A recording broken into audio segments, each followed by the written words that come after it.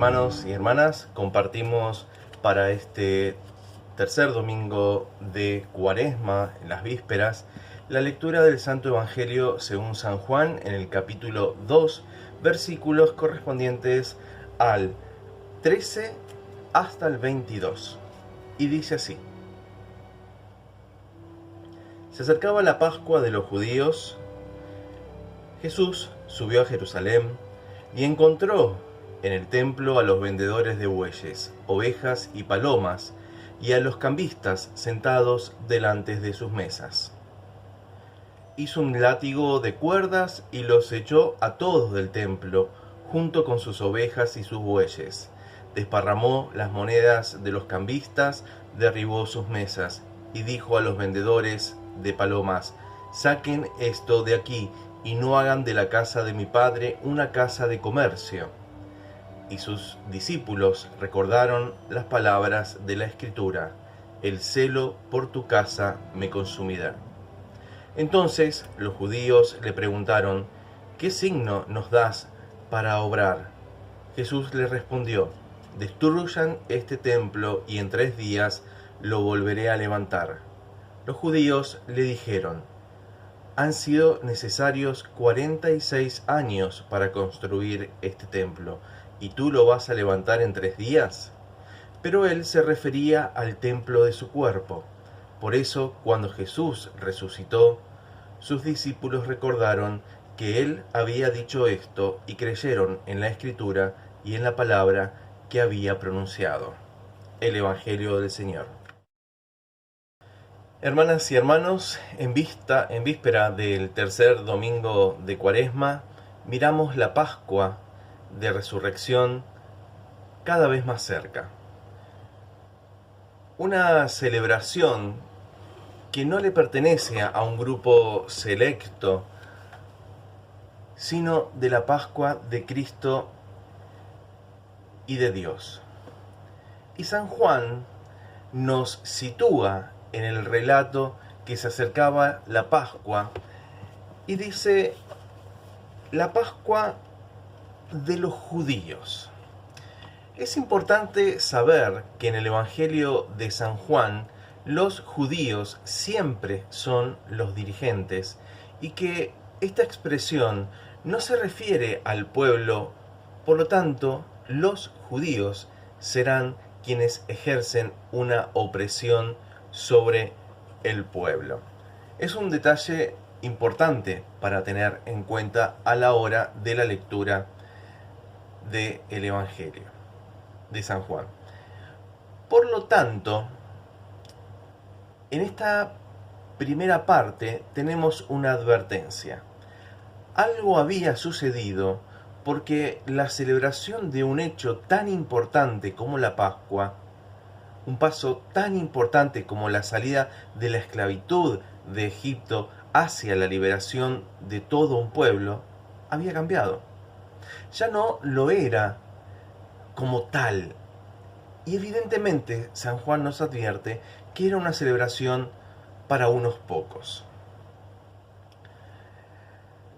La siguiente referencia es el lugar. Jesús sube a Jerusalén y va específicamente al templo.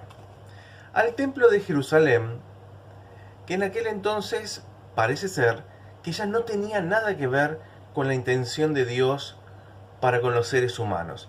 Lo mismo que ocurrirá a lo largo de la historia con otros templos hasta nuestros días.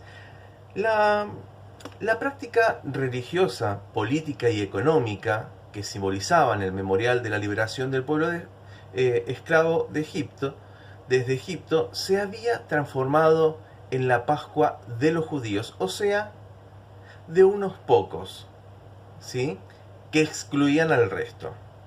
Ese templo, evidentemente, ya enfurece a Dios, lo desespera. Y Jesús representa ese enojo de Dios en ese momento. Jesús manifiesta, evidentemente, en el texto, la ira de Dios en el templo. Como dice el apóstol San Pablo, es la ira de Dios que se revela contra la impiedad y la injusticia de los seres humanos. O como también podemos decir hoy, una ira que se revela contra la falta de humanidad de los que oprimen, contra la soberbia de los que discriminan y contra sus acciones injustas, donde usualmente estos opresores y corruptos quedan libres e impunes. Así que Dios, a través de su Hijo Jesús, no se indigna ni con la mujer que vende su cuerpo porque no le queda otro medio como para subsistir, ni con aquella persona joven que cae en la droga, por ejemplo, como salida frente a tanta tristeza impuesta por la sociedad, ni tampoco Jesús ni Dios se enoja con la sexualidad de las personas. De ninguna manera Dios se enoja con ellos y con ellas. Está enfurecido contra la falta de compasión y contra la falta de justicia.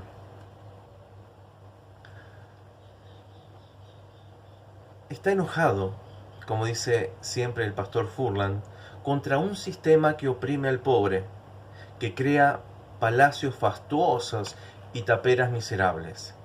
Dios está enojado contra cualquier clase de religión que sirva de apoyo tanto teológico e ideológico a un modelo económico, político, que esclaviza y que mata. Y como profeta de Dios, Jesús se enoja porque el nombre de su Padre ha sido utilizado en vano.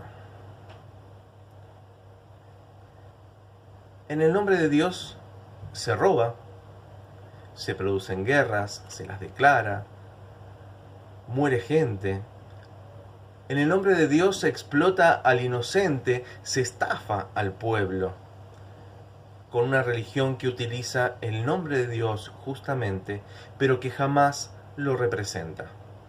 Y cuando Jesús llega al templo, ve todo eso.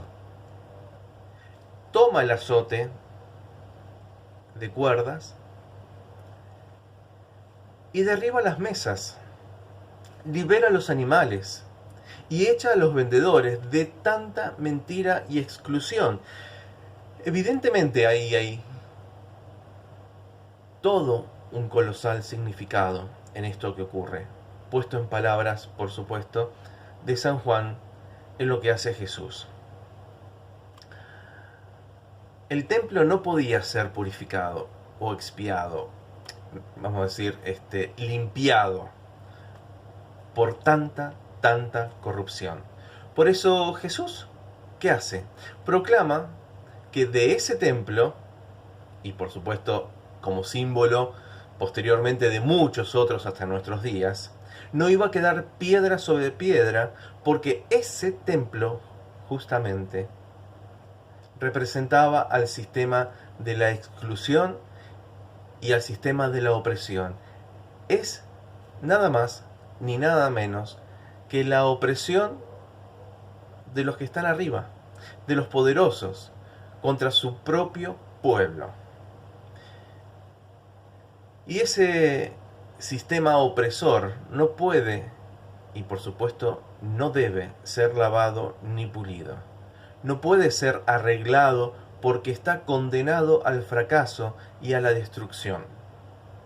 Y no lo dice solamente este texto que hoy compartimos, ya que desde el canto, por ejemplo, de la Virgen, dice: derribó de los tronos a los poderosos y exaltó a los humildes, colmó de bienes a los hambrientos, pero despidió a los ricos con las manos vacías. El canto de la Virgen, ¿no? En el nacimiento de Jesús. También en el cántico de Zacarías dice: se levanta el sol de un nuevo día. Dios nos llama a vivir, en definitiva, en una buena y una nueva relación marcada por la justicia, Y esto es la verdadera santidad de Dios, y también la que exige de nosotros y de nosotras. Jesús no viene a depurar lo viejo, esto ya nos queda claro.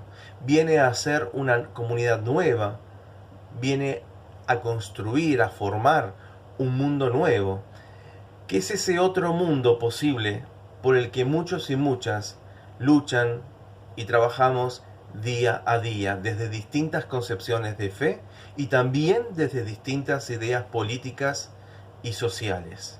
Por eso Jesús dice que va a levantar en 3 días un nuevo templo, un nuevo espacio de encuentro y una nueva comunidad. La fe cristiana, a través del bautismo, es justamente la destrucción de lo viejo y la resurrección a lo nuevo. Morimos y resucitamos en esa muerte y resurrección cuando proclamamos inmediatamente el mundo nuevo. La Pascua de Dios tuvo en Egipto y tiene hoy un fin, una meta: la liberación del pueblo, de la gente común que está esclavizada, de la que fue privada de su dignidad, de su condición humana. Eso es la Pascua de Dios, y que tuvo en Egipto y que tiene hoy la meta final. En este tiempo de Cuaresma, hermanos y hermanas, nos preparamos justamente para la Pascua. Y nos preparamos para la Pascua no de unos pocos y exclusivos, sino la de una comunidad de iguales, con iguales derechos, con el mismo derecho a participar de la fiesta de la vida. Hermanos y hermanas, vamos hacia esa Pascua. Y eso es lo que el texto de San Juan hoy nos invita a reflexionar, a pensarlo en estas vísperas del tercer domingo de Cuaresma. Dios nos ayude, Dios nos acompañe. Amén. Tengamos un momento de oración. Señor eterno, tu reino ha irrumpido en nuestro mundo, atribulado por medio de la vida, muerte y resurrección de tu Hijo.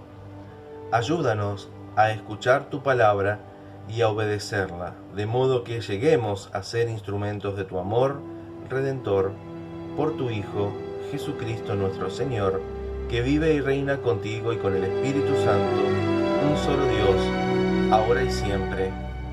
Amén.